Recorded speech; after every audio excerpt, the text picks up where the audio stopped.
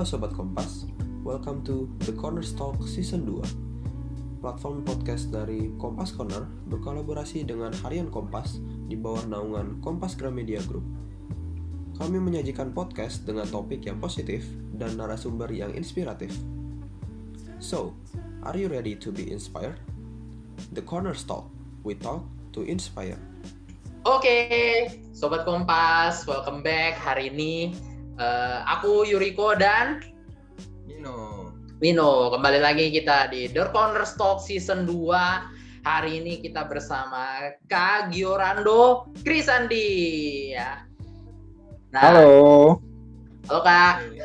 Yo, thank you for having me. Oke, by the way, kita segenap kru Kompas Corner, The Corner Talk, mau ngucapin selamat dulu atas kelahiran buah hatinya. Selamat Kak Gior. Thank you. Anaknya jadi kebanggaan buat Kak Gior juga dan istri. Amin. Oke, jadi Kak Giorando Krisandi ini dikenal sebagai co-founder sekaligus CEO dari Garis Temu. Jadi Garis Temu ini merupakan startup yang bergerak di bidang pemasaran kreatif sejak 2018. Nah, selain itu juga Kak Giorando merupakan content creator yang kontennya juga berfokus di social media marketing, strategic branding, dan juga leadership. Ya. Jadi melalui layanan yang ditawarkan oleh Garis Temu ini, Kak Giorando bersama tim membantu para pemilik usaha dalam mengembangkan brandnya melalui kampanye marketing digital. Oleh karena itu, di episode keempat kali ini kita bakal bincang-bincang bareng Kak Gior seputar bisnis, marketing, social media, dan personal leadership.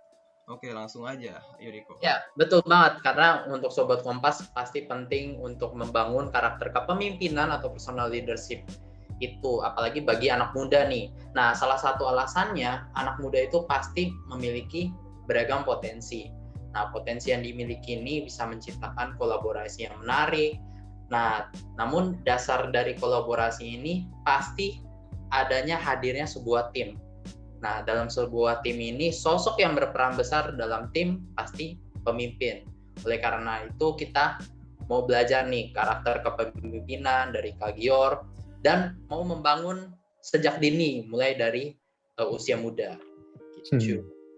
Nah, untuk Kak Gior boleh ceritain sedikit dong untuk Garis Temu ini seperti apa saja fasilitas atau layanan yang dikasih.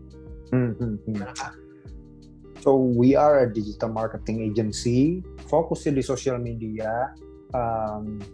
Kita dari tahun 2018 kayak tadi Dino udah bilang, mulainya adalah gue dan Dika, co-founder gue, dua-duanya nggak ngerti dunia marketing, nggak ngerti dunia agency, nggak punya pengalaman di dunia agency.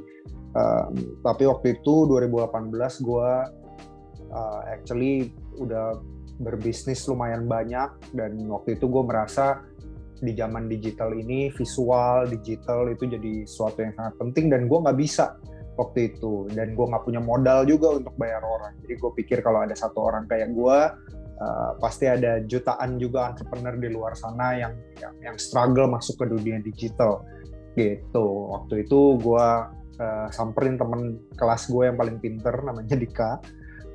Akhirnya dia jadi co-founder gue. Kita bilang udah pokoknya kita bikinin konten Instagram, foto, dan desain untuk brand-brand gitu. Itu 2018 Agustus. Sekarang hampir 3 tahun, Garis Temunya udah berubah karena kita dari nggak tahu apa-apa kita jadi tahu apa-apa, jadi belajar ini itu, sampai hari ini masih terus belajar, sampai hari ini masih terus gagal, tapi we built quite a business. Sekarang mungkin kalau dihitung dari 2018 kita ada 125 sampai 150 klien yang udah kita pegang. Sekarang tim member ada 34, kantornya di BSD, apalagi ya itulah, lagi banyak juga project-project yang menantang juga di 2, 3, 4 bulan ke depan. Oke, diceritain juga ya bahwa tadinya emang sebenarnya nggak ngerti marketing, nggak ngerti bisnis kreatif gitu ya, dan sebelumnya udah pernah bisnis cuma nggak menguasai di bidang yang mungkin yang kekinian lah, kita bisa bilang begitu. Makanya jadi penasaran dan akhirnya jadilah Garis Temu seperti sekarang gitu ya. Keren banget sih. Nah, ini kan kita masih dalam pandemi juga ya, masa pandemi ya, makanya kita Ya. juga recording podcast ini juga ya bisanya remote gini dari jauh. Ya. Selama pandemi ini gimana sih aktivitas Kak Gior secara pribadi dan juga bisnis Garis Temu gitu? Oke, mungkin 1 tahun yang lalu sama sekarang agak beda ya. Tahun lalu begitu PSBB, kita juga PSBB kantor, kita juga ikutan merubah sistem kita segala macam sampai akhirnya kita juga bisa melewati masa pandemi di awal-awal. Dan actually bulan Oktober, November, Desember itu kita udah mulai business as usual sampai hari ini. Setelah ada PSBB kedua, kalau nggak salah kan ada 2 minggu gitu, kita juga ikut PSBB. Tapi setelah itu kita kerja masuk kantor dengan semua prosedur kesehatan, kita antigen selalu cek dan lain-lain ya. Jadi nggak terlalu banyak beda, tapi sebenarnya business are growing justru di masa pandemi even better than sebelum pandemi gitu. Jadi buat gua perspektifnya lu mau lihat pandemi ini sebagai sesuatu yang susah atau lu mau lihat ini sebagai peluang. Kalau gua ngeliatnya gini, problem itu adalah kalau cuman gua yang ngalamin. Kalau semua orang ngalamin itu bukan problem namanya, itu namanya opportunity, ya nggak? Nah pandemi semua orang mau perusahaan gede, perusahaan kecil, mau segede Kompas juga kena pandemi itu. Artinya apa? Yang kecil-kecil kayak kita ini bisa punya kesempatan untuk lari lebih cepat. Kenapa? Yang gede lagi diem, ya nggak sih? Agensi-agensi yang lebih gede dari gua memang bakal diem kan. Nah kita yang kecil, yang agile, yang ini itu kesempatan buat kita untuk lari dan kejar mereka. Yang kita mungkin agak susah ya kalau di lapangan pertandingan normal gitu. Jadi it's all about perspective for me. Oke, luar biasa. Berarti new point of view lah ya, sebagai melihat pandemi ini sebagai opportunity. Nah, Kak Gior ini sebagai co-founder dan CEO Garis Temu. Nah, apa sih yang membuat Kak Gior nih? Berarti kan dalam bidang kreatif marketing ya. Menurut Kak Gior, apa sih yang membuat Kak Gior pengen nyemplung nih dalam bidang kreatif marketing ini? Seperti itu. Ya, I think ini bisnis ke-9 gue. 8 bisnis sebelumnya ada yang gue tutup, ada yang bangkrut, kebakaran, ada yang gue nggak interested lagi. Jadi gue udah berbisnis dari gue kuliah semester 2, gue udah bayar kuliah gue sendiri, segala macem gitu ya. Dan satu hal yang gue paling suka dari dulu adalah strategi gitu. Nah makanya ketika gue cobain ini itu, pernah bisnis makanan, pernah bikin bisnis fashion, pernah bisnis souvenir buat korporat dan macam-macam gitu ya, kafe juga pernah. Tapi akhirnya gue menyadari kalau sebenarnya gue sukanya adalah di menstrategikan sesuatu buat bisnis.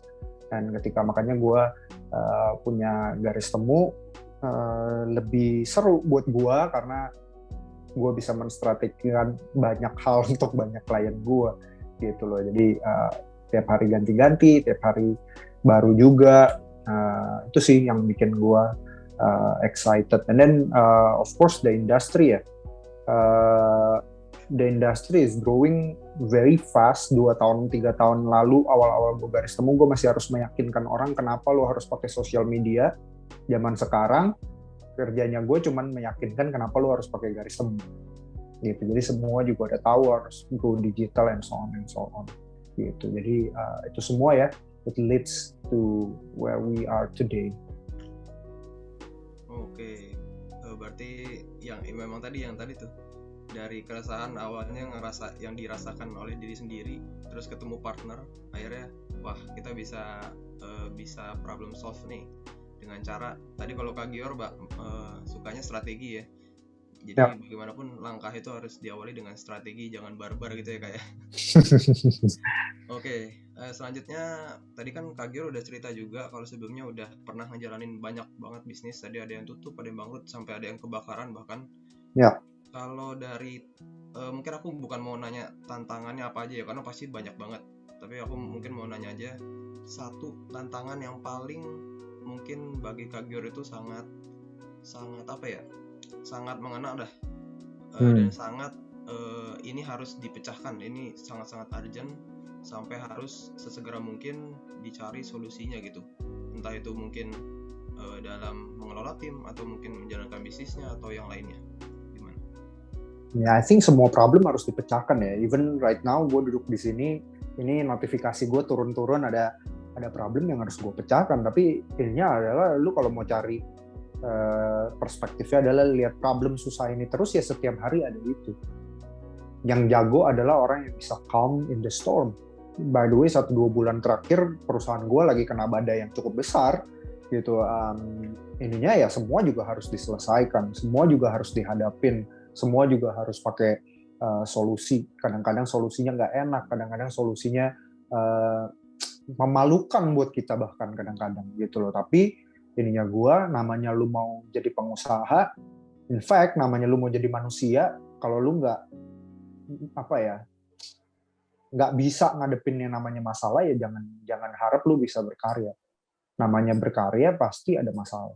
Namanya jadi pengusaha apalagi setiap hari pasti ada masalah gitu loh. Jadi for me lu harus bisa berdansa sama masalah sampai ya ada masalah, ya udah, emang kenapa, ya namanya juga hidup gitu. Beneran gue udah sampai di titik gue pernah kebakaran, gue pernah di otak gue adalah ya namanya gue mau jadi pengusaha, ya wajar lah. Namanya gue mau berkarya sebegitunya, gue mau orang lihat karya gue. Kalau gue nggak mau ada masalah, jadi batu aja, ya gak? Even jadi batu aja ada masalah, suka dituduh orang batu nggak ngapa-ngapain dibilang jadi batu sandungan, kan kasihan si batu gitu ya. Jadi ini yang gue adalah ya masalah ya pasti ada, so what gitu. Yes, okay. Berarti lebih harus punya strong mentality ya untuk overcome the problem itu. Nah, I think mungkin bukan strong mentality tapi realistic. Banyak orang nggak realistic gitu loh. Maksudnya gini, pilihannya kalau ada masalah emang apa selain diselesain? Kabur. Emang lu mau jadi pecundang? Yeah. Realistisnya lu harus hadapin. Ya nggak? Kalau mau berkarya ada masalah, ya wajar gitu loh. It's not about being strong, it's about being realistic and pragmatic. Intinya adalah ya kalau ada masalah ya diselesain. Emang mau ngapain, nangis? Kalau nangis emangnya selesai masalahnya? Ya nggak? Terus udah ada masalah mau ngapain? Katanya ya gue ada di titik terendah. Terus kalau dari titik terendah mau ngapain? Diem di situ berkubang di air mata? Ya naik kan? Gitu loh. So for me terlalu banyak kata-kata motivasi tentang being strong, mentalnya harus baja apa segala macam. Padahal you don't have a choice, man. Kalau jatuh ya bangkit, pilihannya lain apa? Kalau ada masalah ya jadi solusi, pilihan lainnya apa? Kalau nggak punya temen ya cari temen, kalau nggak punya duit ya cari duit. Ya nggak sih? Hidup segampang itu nggak sih? Kayak seakan-akan kita punya banyak pilihan, padahal ya pilihannya adalah ya kalau nggak punya duit ya cari duit. Kalau nggak suka sama kerjaannya pindah kerjaan. Kalau benci sama kampusnya pindah kampus. Kalau nggak suka jurusannya pindah jurusan. Kalau nggak suka sama orang tua jangan ambil duitnya, hidup sendiri gitu loh. Jadi di otak gue kayak ya okay, you gotta have a strong mentality, tapi sebenarnya hidup is more simpler than that gitu. Oke. Berarti ya hidup ini dibuat simpel aja gitu ya. Apapun yang mungkin kita khawatirkan, ya sebenarnya masalah itu akan terus ada gitu. Kalau ya kita anggap masalah itu biasa aja, maka akhirnya kalau kita hadapi ya akhirnya selesai juga gitu. Intinya masalah itu harus dihadapi lah ya, jangan ditinggalkan. Yep. Oke, Riko. Oke. Nah, Kompas ID pernah mengeluarkan artikel pada 18 September 2020 tentang peluang anak muda mendirikan bisnis sosial yang kreatif. Nah, menurut Kak Gior sendiri, untuk personal leadership ini, apa perannya dalam bidang kreatif marketing dan seberapa penting? Ya, I think seberapa penting, sangat penting. Karena if you cannot take lead of your life, omong kosong kalau lu mau jadi leader. Ya nggak? Berapa banyak anak muda sekarang yang bilang, oh ya dunia ini udah di-rigged, sistemnya sudah ini, segala macem, ayo kita sama-sama mengubah dunia. Banyak perusahaan-perusahaan yang nggak ini lingkungan, semuanya ini bla bla bla bla bla bla bla bla bla. Gue tanya, kuliah lu tanggung jawab nggak? Kamar lu rapihin nggak? Nah, that is personal leadership. Personal leadership ngomongin tentang how do you lead your life. Nah, kalau lu mau jadi pengusaha, gimana ceritanya lu bisa lead segitu banyak orang, lead segitu banyak project kalau lu nggak bisa lead diri lu sendiri. So it's not about creative industry saja, it's about of everything. Gitu. Gue pernah punya satu cerita. Ini adalah cucunya bilioner. Cucunya bilioner nih teman dekat gue, kenalan gue, dan dia cerita satu hal begini. Satu hari dia pergi ke Amerika sama kungkungnya yang bilioner. Yang kalau gue sebut namanya kalian pasti tahu semua. Dan dia bilang dia mau pergi traveling 1 bulan. Ya, 1 hari. Pas sampai ketemu di bandara gitu kan, dia bawa 2 koper, 1 backpack, masih pakai jinjingan lagi karena dia pikir gue mau 1 bulan di Amerika. Kungkungnya cuma bawa 1 hand carry. Udah, gara-gara nungguin dia punya bagasi, kungkungnya harus nunggu 1 jam. Nih bilioner nunggu di bandara 1 jam lebih karena nungguin bagasinya dia. Dia nggak enak banget dong. Tapi kungkungnya diem-diem aja sampai akhirnya di hotel mereka udah sampai, kungkungnya bilang begini, emang lu bawa apa? Kopernya segitu banyak, ya kan? Terus dia bilang, iya gue bawa ini, gue bawa baju tidur segini banyak, gue bawa baju renang, siapa tahu nanti gue berenang, terus gue bawa ini, nanti siapa tahu gue begini, gitu kan? Terus kungkungnya bilang begini, lu pergi bawa sesuatu yang lu pikir nanti mungkin bisa terjadi. Kalau gue udah tahu nanti gue mau ngapain. Gue bawa 1 tas cukup. Habis itu si orang ini bilang ke gue, itu kungkungnya bukan karena dia bisa manage ribuan karyawan, ratusan perusahaan, makanya dia bisa manage 1 tas buat 1 bulan. Tapi kebalikannya, karena dia bisa manage 1 bulan ke Amerika cuma bawa 1 hand carry, makanya dia bisa lead perusahaan segitu besar, lead ini segitu banyak. Jadi kapasitas kita sebagai leader itu ditentukan kapasitas kita memimpin diri sendiri. Gitu. Kalau lu nggak bisa memimpin diri sendiri, kalau lu nggak bisa atur hidup lu sendiri, jangan banyak ngomong. Karena kelihatannya bisa keren, apalagi zaman sekarang ya, di mana-mana kelihatannya semua keren, ini itu. Tapi sebenarnya cuma kelihatannya aja. Gitu. Ya. Yang kelihatan perusahaannya banyak gitu ya, karyawannya ribuan. Yang nggak kelihatan tas 1 jinjing. Nah, bisa nggak kita manage tas 1 jinjing? Gitu. Jadi sebenarnya memang simple aja ya, kita nggak perlu memprediksi nanti di sana gue mau ngapa-ngapain, tapi yang paling penting adalah kita manage diri kita sendiri dulu ya, nge-lead diri kita sendiri. Lu harus tahu lu mau pergi kemana dan ngapain. Oke, gitu. Berarti itu dia, kita pokoknya tadi di awal Kak Gior juga udah jelasin kalau dia sangat senang bikin strategi. Jadi sebelum melangkah pastiin ada strateginya dulu, jangan asal. Oke, lanjut nih Kak Gior. Kalau menurut Kak Gior, gimana sih anak-anak muda ini untuk dapat menanamkan kepemimpinan di dalam diri sebagai fondasi dalam mendirikan suatu bisnis atau mungkin usaha rintisan gitu? Menanamkan ya? Gini deh, gue bilangnya gini. I am a CEO long before I am a CEO. Sekarang kelihatannya Gior keren, CEO 30-an karyawan gitu ya. Tapi I am a CEO long before I'm a CEO. Waktu karyawan gue masih 1, I act like a CEO. Even sebelum gue punya karyawan, gue masih kerjain sendiri. I act like a CEO. Kenapa? Karena gue tahu nanti ke depannya gue mau kemana. Yang tadi ya, lu mau pergi kemana, mau ngapain.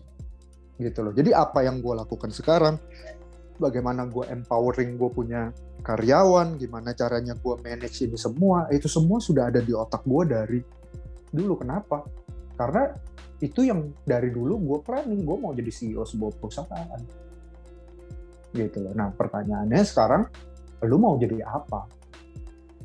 Gitu. Tapi kalau ngomongin personal leadership, lu mau jadi apapun, lu tetap butuh itu. Lu mau jadi CEO kek, lu mau jadi content creator kek, lu mau jadi presiden kek, lu mau jadi apa kek, tetap butuh itu. Nah, tapi tipe kepemimpinan jadi CEO ya beda ya sama jadi content creator, ngerti gak sih? Jadi businessman ya beda Maksudnya apa? Ada di situ ada manajemen, ada HR, ada apa segala macam. Itu ada banyak ilmu yang harus kita belajarin gitu. Nah, gue lakukan itu sebelum gue dituntut jadi CEO 30 orang. Yang tadi ya, tasnya lu udah bisa bikin tas jinjing lu buat 1 bulan ke depan belum? Atau 10 tahun ke depan belum? Lu udah tahu belum apa yang lu butuhkan? Kalau enggak, kadang-kadang begini nih. Lu naik kapal ya. Lu naik kapal, habis itu kena badai.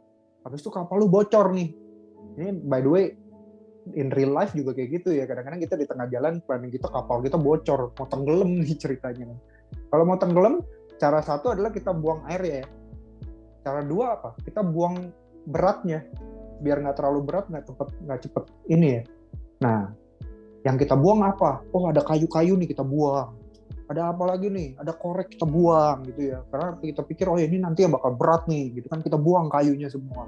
Begitu sampai kita sampai di pulaunya, ternyata kita butuh bikin api unggun. Kayunya sama koreknya kita udah buang. Ngerti nggak? Nah itu ketika lu nggak tahu lu mau ngapain dan lu mau kemana. Jadi ininya adalah dari awal lu harus tahu lu mau ngapain, lu mau kemana. Gitu lah. Habis itu ya live accordingly.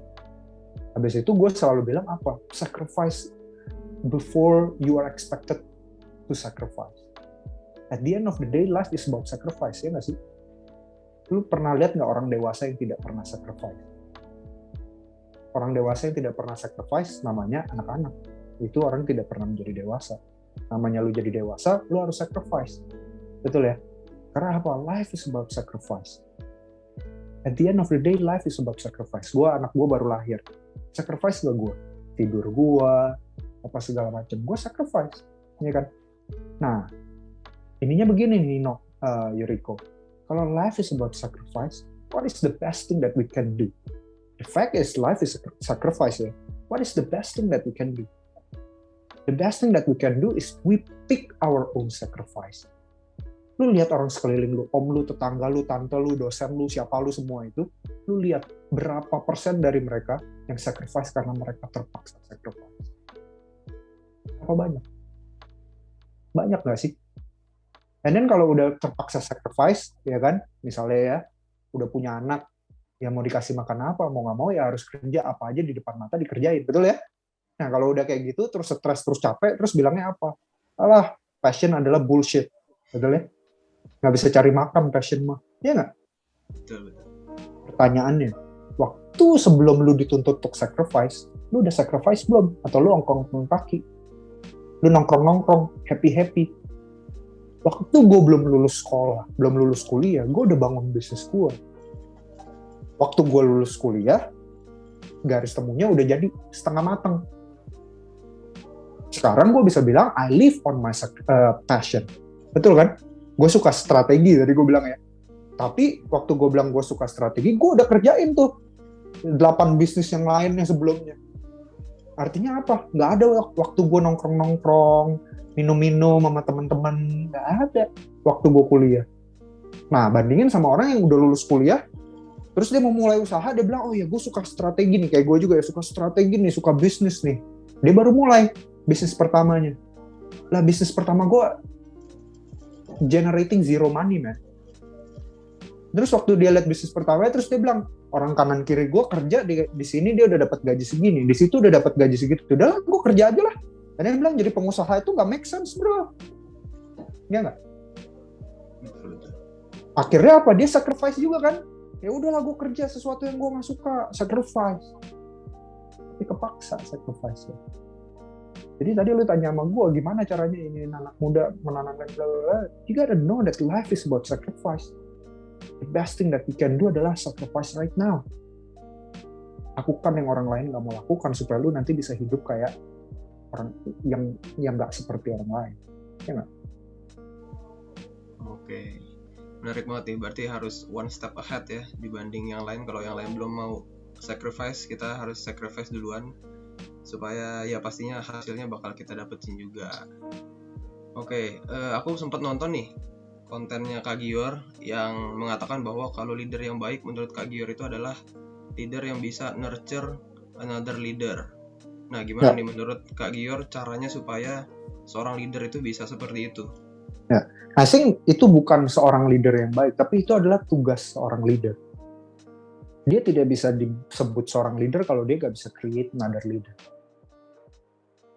Gitu loh. Jadi gua percaya leader itu tugasnya adalah to create another leader. Gitu. Kenapa? Karena leadership, dari tadi awal kalian nggak ada yang tanya sih what is leadership menurut gua gitu ya. Padahal itu harusnya penting. Buat gua, leadership itu artinya apa? It's not about me. It's never about me. Gue bikin perusahaan kayak begini. It's never about me. Ada nggak some glory yang gue dapatkan? Financial gain yang gue dapatkan? Ada. Tapi it's never about me.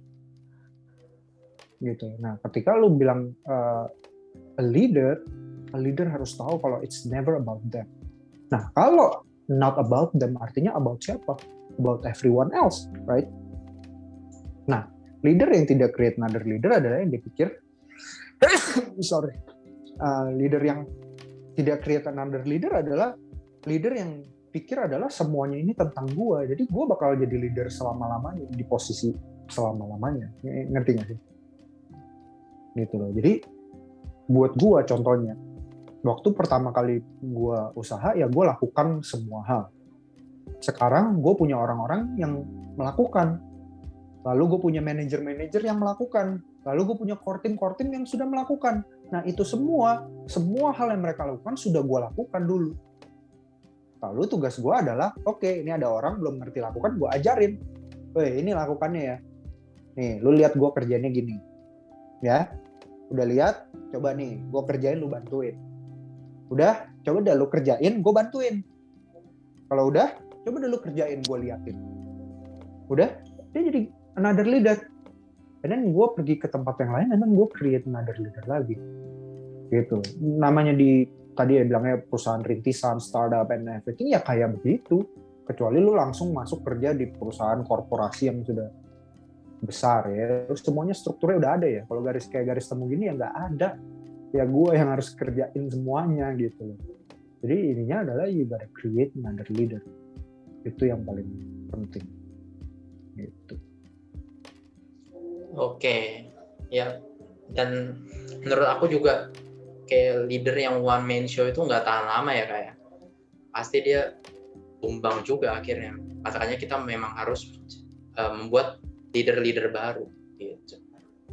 Oke, untuk Kak Gior nih, Kompas juga pernah mengeluarkan artikel tentang media sosial yang mengoptimalkan bisnis pada 25 Agustus 2018. Nah, seberapa esensial sih media sosial? Apakah kayak bisnis yang besar tuh harus punya media sosial yang dengan followers yang tinggi atau benar-benar mencakup banyak orang seperti itu? Atau gimana menurut Kak Gior? Coba, Yoriko, lu bisa nyetir nggak? Nyetir mobil bisa nggak? Belum, aku belum. Belum. Pertanyaan lu mau belajar nyetir nggak? Mau. Pertanyaan kenapa lu mau belajar nyetir? Karena buat nanti kepake skill. Kalau lu nggak belajar nyetir, apa yang terjadi? Nggak bisa-bisa. Sama. Bisnis harus nggak pakai ini? Ya boleh. Ya lu maksudnya gini, lu nggak bisa nyetir juga sekarang kan itu. Tapi kedepannya lu maunya adalah bisa nyetir sama. Kalau nggak pakai sosial media boleh nggak? Ya boleh. Tapi kedepannya mau dong, kenapa? Karena it will make your life easier, ya nggak? Oke, sekarang bisa naik motor, tapi kalau mau road trip Jakarta-Surabaya, ya masa naik motor? Ya kan, ya naik mobil. Gitu kan, Jakarta-Bandung deh. Gitu kan, ya naik mobil. Gitu kan. Nah, kalau lu nggak bisa naik mobil, gimana? Ya bisa lu cari yang lain. Tapi lebih gampang kalau lu bisa nyetir mobil, ya nggak? Iya. Gitu loh. Jadi sama aja menurut gue ya. Hidup ini pilihan ya. Gue nggak bisa bilang kayak semua harus. Cuman ininya gue adalah begini. Kalau dunia ini ada teknologi namanya mobil dan lu nggak belajar mobil, yang goblok siapa? Ya nggak? Okay. Kalau di dunia ini sekarang advancement-nya digital marketing bla bla bla. Kalau lu nggak belajar digital marketing, lu nggak belajar social media, yang goblok siapa? kembali lagi ya, lu mau goblok juga nggak ada yang larang gitu loh, nggak ada ininya, itu suka-suka lu gitu. Tapi yang goblok siapa ya, lu bisa jawab sendiri gitu sih kalau menurut gua. Oke, berarti balik lagi, hidup itu memang pilihan, mau atau tidaknya ya memang terserah kita. Cuma kalau kita mau ya hidup kita akan jadi lebih mudah nantinya. Cuma memang awalnya memang pasti butuh effort ya untuk Yes. mengawalinya. Sacrifice, right? Ya, sacrifice lagi kayak. Oke, lanjut lagi nih Kak Gior. Ya. Kalau untuk pebisnis pemula nih, atau mungkin yang belum mulai sama sekali tapi ingin memulai bisnis, entah itu startup atau mungkin ya UMKM yang lainnya, langkah yang paling bijak tuh apa sih yang mungkin kalau dari Kak Gior itu bisa rekomen atau sarankan gitu? Jadi kayak harus ini dulu, terus baru ini dan sebagainya gitu. 2 huruf, D sama O, do. That's it. Ngomong kosong kalau lu bilang lu mau jadi pengusaha ini, tapi lu nggak do. Ya nggak. Gue bukan backgroundnya kuliahnya entrepreneur, gue bukan apa. All I did back then adalah I do everything. Akhirnya gue jadi tahu ini, tahu itu. Bisnis yang bagus adalah bisnis yang sudah dijalankan, ya nggak? Bisnis yang masih baru planning, ya nggak bagus, ya nggak? Gitu loh. Jadi ininya gue adalah nggak usah terlalu banyak nggak usah terlalu banyak teori. Lu mau tanya gue teorinya, gue bisa kasih lu teorinya. Tapi the essence of it adalah do. Pertanyaan gue, Nino, Yuriko, mana sosial media account yang lu mau buat 3 tahun yang lalu? Mana startup yang lu mau buat tahun lalu? Mana buku yang lu mau tulis 2 tahun yang lalu? Mana adventure yang lu mau embark 5 tahun yang lalu? Mana mimpi lu? Ngerti gak sih maksud gue? Kayak semuanya cuma bisa jadi angan-angan dan lu cuma jadi penonton di hidup ini kalau lu nggak do. Dan lu cuma jadi nonton. Lu tau gak sih kalau jadi penonton tuh nyebelinnya apa? Kalau lu nonton bola, seakan-akan lu lebih jago daripada Lionel Messi, ya nggak? Tapi lu disuruh bawa bola, lu juga kelayangan. Kalau lu nonton Indonesian Idol, lu pikir lu lebih jago daripada Judika, ya nggak? Wah lah, Judika masa juriinnya begitu, ya kan? Kalau lu nonton MasterChef, lu pikir lu lebih jago daripada Chef Arnold, betul ya? Tapi disuruh masak di depannya bisa nggak? So ininya gue buat anak muda, udahlah, nggak usah banyak bullshit, nggak usah banyak mau kelihatan keren ini itu, do. Lu tau bisnis pertama gue sablon baju, gue nggak pernah tahu yang namanya sablon baju. Gue buka website 2014, namanya youtube.com. Gue ketik how to screen printing. Gue belajar screen printing di YouTube. Habis itu gue pergi, di mana ya tempat yang jual screen buat sablon. Gue pergi ke sana. Gue tanya sama dia, ini caranya gimana sih? Oh, tintanya yang mana nih kalau ini gue harus beli? Oh, ada yang oil base, oh ada yang water base, oh gitu. Habis itu gue lakukan apa? Gue beli kaos putih 100 biji. Gue belajar sablon. Itu bisnis pertama gue. Jadi, keren nggak? Wow, CEO, kode. Ini nggak sih? Kayak, do man, do. Hari ini gue bisa dapet klien, gue ngomong, oh ya, klien fashion. Dia lagi ada problem soal printingannya jelek. Oh, lu pakai tintanya yang plastisol apa yang apa? Tapi kok lu tahu? Iya, dulu itu bisnis pertama gue. Wah, berarti ini orang ngerti nih. Ngerti nggak maksud gue? Do, man, do. Jangan ngomong kosong doang gitu loh. Do. Bikin konten dari sekarang, bikin video TikTok, bikin YouTube-nya, bikin do. Oke, berarti semua keinginan, semua mimpi, angan-angan kalau cuma diniatin doang, udah di planning tapi nggak dilakuin, jadinya hanya kita jadi penontonnya kayak. Keren banget. Gimana Riko, lanjut? Iya, luar biasa. Aku terungkap banget. Oke, untuk mungkin ini ada tips gak mungkin untuk anak muda supaya gimana ya, untuk menjaga supaya kayak harus sukses nih dalam bisnisnya gitu. Ada tips supaya mereka sukses dalam bisnisnya? Men, gue kasih tau ya, sekarang gue umur 28 tahun, gue bikin garis temu waktu gue umur 25. Umur 25 itu gue baru lulus S1, karena dulu gue sempat di drop out. Umur 25 di bulan yang sama gue bikin garis temu. Bulan April gue lulus kuliah, bulan Agustus gue bikin garis temu, bisnis gue yang sebelumnya kebakaran. Jadi waktu orang bilang bikin bisnis dari nol, gue bikin bisnis dari minus, bro. 25 tahun pertama hidup gue sucks, man. Buat orang lain, buat gue mah enggak. Ya, tadi gue belajar sablon baju, gue jualan di kantin kampus gue buat bayar kuliah, semua orang bilangnya, oh ya Gior telat, umur 25 tahun baru lulus S1, bla bla bla bla bla bla bla bla. What is success buat gue waktu itu? Ya nggak ada yang bilang gue sukses ini, sukses itu. So, ininya adalah bukan untuk sukses. Sukses itu currency-nya beda-beda setiap orang ya. Buat gue sukses adalah kalau lu punya potensi segini, lu fulfill segini. Itu namanya sukses. Ya nggak? Nah, tadi lu bilang anak muda penuh potensi.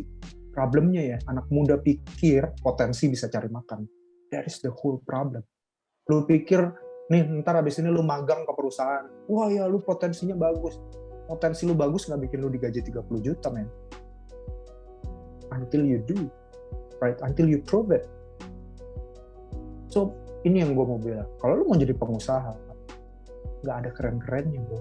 25 tahun pertama hidup gue, in fact 26-27 tahun pertama hidup gue sucks, man. Sekarang aja orang ngelihatnya, wih. Tapi here's what I tell you. Ada orang-orang yang hidupnya itu kayak pohon toge. Kalau lu dulu waktu SD disuruh tanam kacang hijau, pohon toge tumbuh dalam ya 2-3 hari udah tumbuh, udah kelihatan tuing gitu ya. Tapi ada orang-orang yang kayak gua, kayak pohon bambu. Tau gak sih pohon bambu itu bisa bulanan tidak tumbuh sama sekali. Bantet aja kelihatannya, cuman cut gitu, nggak tumbuh-tumbuh. Dikatain mungkin sama orang, weh, bego lu nggak tumbuh-tumbuh gitu. Tapi waktu momennya dia tumbuh, dalam 1 hari dia bisa tumbuh 40 cm. You actually bisa tunggu dudukin di situ, and then lu bisa ngelihat, tadi pagi segini, malam-malam udah segini. That is the good thing about life, right? 26 tahun pertama hidup gue sucks, man, di mata orang. Tapi yang bambu lakukan apa? Yang bambu lakukan selama dia nggak tumbuh ke atas adalah dia tumbuh ke bawah akarnya. Kemana-mana. Akarnya tumbuh kemana-mana. Supaya apa? Bambu itu lebih kuat daripada besi. Flexibility-nya. Kenapa? Karena akarnya kuat. Badainya kuat nih, kayak tadi gue bilang ya, perusahaan gue 2 bulan ini badainya lagi kuat. Tapi gue bisa santai-santai aja nih ngomongin apa podcast di sini. Kenapa? Karena bambu, men. Nah, sekarang orang ngeliat tuh bambunya udah ada ya. Tapi bambu ini kenapa ada bambu? Karena Tuhan tahu bambu bisa menahan angin yang besar. Artinya even waktu gue bilang ya, gue sakit, Tuhan tahu gue mau ngapain. Tuhan tahu pakai gue gimana cara. Gitu. So, there's no such a thing as terus sukses, bisnis yang langsung sukses, and whatever. Lu bisa sukses secara hidup, secara bisnis lu di usia muda. By the way, gue lihat beberapa entrepreneur sekarang, kalau lu lihat di IG gitu ya, umur 24 tahun udah bikin brand ini, brand itu, 23 tahun brand ini, brand itu, brand ini. Dari depan kelihatannya sukses, bro. Kalau lagi pulang, bisa nggak lihat mukanya sendiri di kaca dia sendiri? Belum tentu. Sukses itu ngomongin tentang holistik semuanya. Semua aspek hidup lu secara holistik sukses. Bukan cuma satu part doang. You can be the best entrepreneur. By the way, Bill Gates hari ini baru bilang kan kalau dia divorce. Nanti gak sih maksud gue? Kayak you can change the world, you can make the most successful companies in the world, tapi begitu pulang, you did not enjoy your life. Apakah itu sukses? Ya tergantung, ada orang pikir itu. For me, sukses itu holistic semuanya. Semua aspek lu, physically, mentally, emotionally, financially, professionally, semuanya itu sukses. Gitu. So, ya, gue percaya semua orang punya timeline-nya masing-masing. You just gotta be the best version of yourself di timeline-nya lu. Bukan di timeline-nya gue, bukan di timeline-nya Nino, di timeline-nya lu. Oke, setuju. Jadi kita nggak boleh ngebandingin ya. Wah, dia Yes. udah sukses nih di umur segitu, gue belum. Padahal ya memang waktunya kita itu memang berbeda-beda timeline-nya juga ya.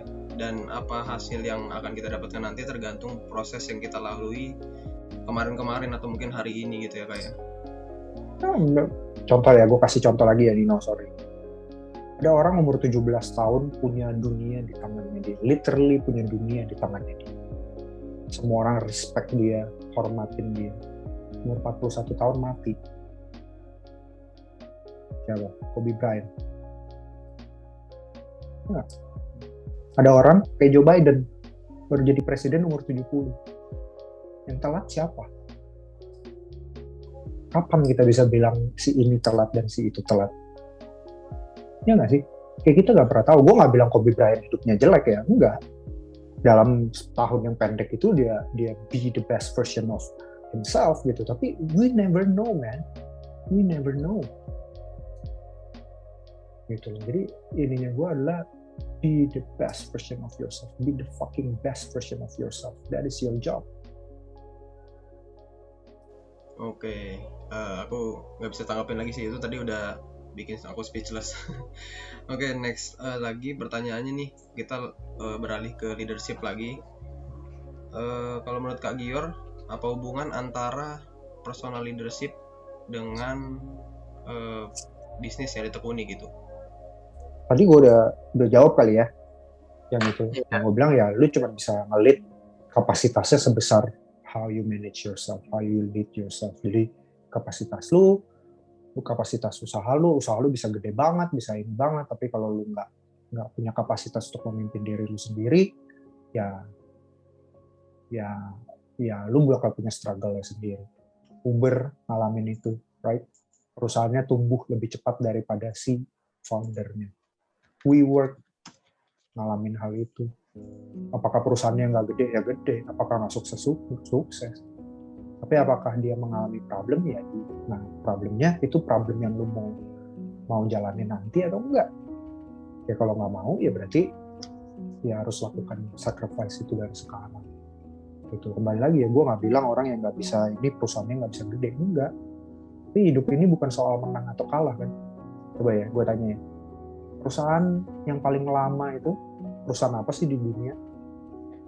Ada yang tahu nggak? Yuriko, Nino, yang masih bertahan sampai sekarang. Apa tuh Kak Gior? Yeah. Seingat gue Toyota. Dan itu tuh baru 100 tahun. Itu 3 atau 4 generasi, seingat gue. Gue nggak tahu salah atau enggak. Ininya adalah gini, pertanyaan gue, Yahoo itu perusahaan yang sukses gak? Sukses pada masanya. Tapi sekarang kalau dibilang enggak kan? Iya. Jadi pertanyaan gue, perusahaan yang sukses, usaha yang sukses itu apa?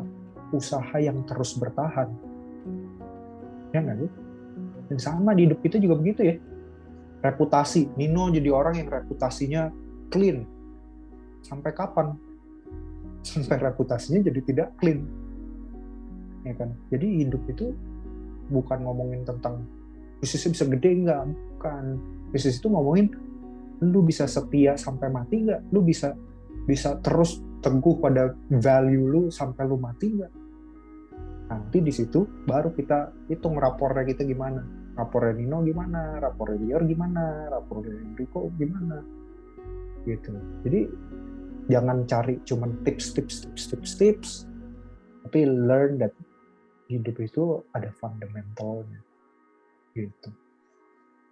Oke, thank you banget Kak Gior, banyak banget insight-insight yang ya gue yakin pasti Sobat Kompas pada terkesima dan jadi motivasi dalam hidupnya. Dan gue dapetin banget bagaimana kita tuh harus jadi best of version now, nggak later, bukan nanti, bukan besok, Tapi sekarang lakukan yang terbaik untuk hidup lo. Dan ya mulai dari hal yang kecil, mulai dari bagaimana lu memimpin diri lu, memimpin hidup lu, dari hal mungkin rapiin kamar, kuliah lu gitu. Gue dapetinnya gitu sih. Oke, tadi aku juga mungkin yang paling mengena nih, ada satu kalimat dari Kak Gior yang bilang gini, problem itu kalau yang hadapi cuma kita aja, itu namanya problem. Tapi kalau semua orang menghadapi hal yang sama, namanya bukan problem, tapi opportunities. Jadi kesempatan buat kita semua, peluang buat kita semua.